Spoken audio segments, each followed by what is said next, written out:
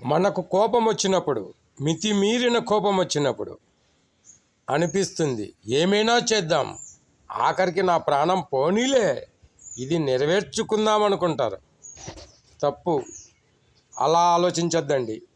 మీకు ఎప్పుడైతే కోపం వస్తుందో అప్పుడు 100 అంకెల వరకు నిదానంగా 1, 2, 3, 4, 5 అలా 100 అంకెల వరకు లెక్కించండి.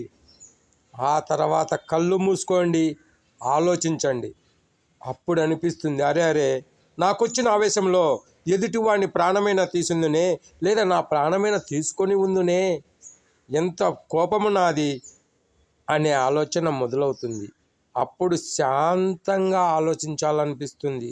వచ్చిన సమస్య ఎటువంటిదైనా ఎదుర్కొనేందుకు శాంతము ద్వారే సాధ్యమవుతుంది అనే ఆలోచన మీలో మొదలైనప్పుడు మీరు గొప్పవారుగా మిగులుతారు. కోపం అన్నది మీ దరిదాపులకు కూడా చేరదు.